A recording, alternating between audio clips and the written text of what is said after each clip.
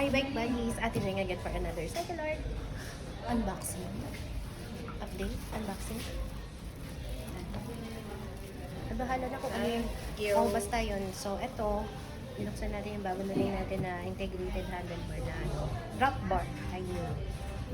Na i-carry sa market. Yan. So, eto is may afterback siya. Pero hindi ako nakasira nito. Wag ako. Ayan. So, ito 380 yung width niya. Then, 90 mm yung haba ng stem.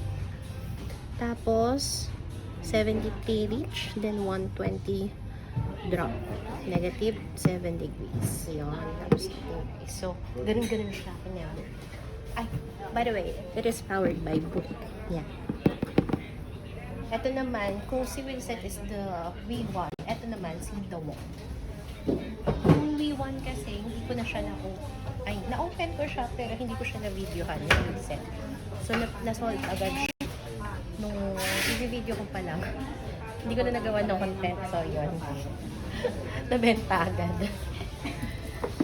Labas natin siya para makita. Ayan, si The One. The One. O, diba? Panalo. Gaya.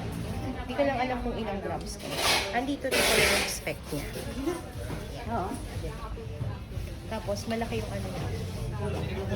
Malaki yung space ko. So, mabilis lang siyang makakapagpasok. Yung mekaniko. Ayan.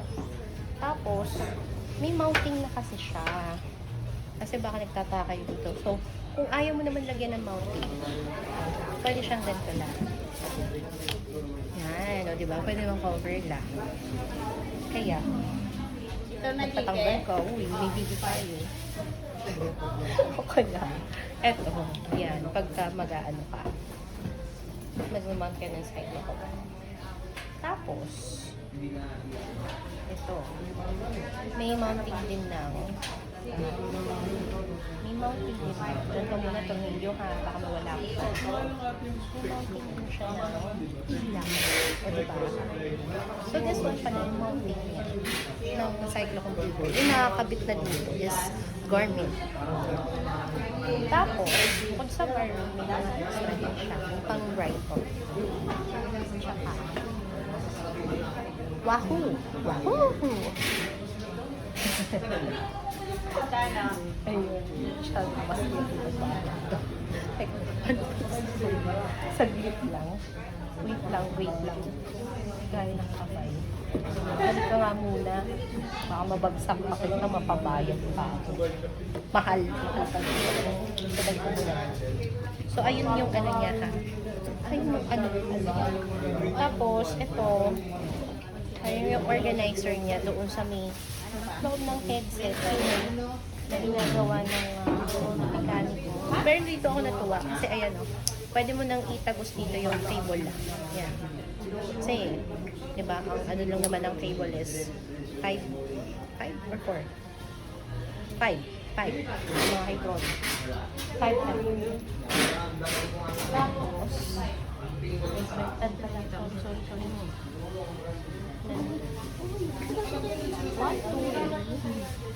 Ito yung 5 mm. 5 mm to parehas. Tapos ito, tatlong 10. Tatlong 5. Tapos ito yung pinaka-cup. Tapos ito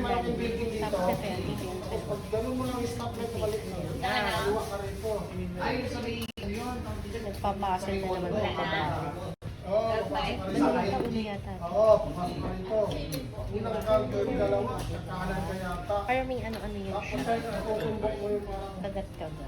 Kagat-kagat. Arr. Basta dyan. Enday. Ay, hindi tama. Ganyan. So, ayun. Yeah, I guess so. Tama. I guess so, tama. Hindi ganyan yata yun. Ganito.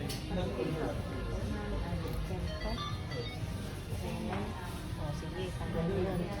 Hindi ko alam kung paano ko kinuha eh. Pero kasi, basta nakahiwalay to siya eh. Pero may email. Ayun. Balik ka lang. Balik ka yata. Siguro yata yun siya. Yan. Siguro yata eh. Tapos ito, yun. I-mount nyo na lang dito. Pero dapat may ano yung ilaw mo. Base. Yun. At tama ba kung ano tawag yung base ng ilaw? Basta yun na yun. Kala na kayo mahula kung ano yung sinasabi ko. Diba? Basta alam mo na yun. Ako kasi mas magalang ko makikita. Tapos, ano pa ba? Tignan ko ano.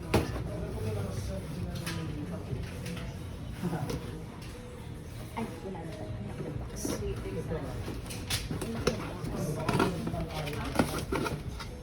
Ito lang nga sa loob. Ultra installation manual. Wala na talaga. Yun lang talaga. Yun, diba? Ayun naman. So, sa price naman tayo. Ang store price namin is 17.5. So, this one is negotiable naman. So, ayun. Usap na lang tayo. Gusto mo to? Gusto mo to? Gusto mo to? So, yan. So, ayun na naman. Yung aking i-chika sa inyo for today. Yan, ngayon lang ulit ako nakapag-video kasi medyo busy nga.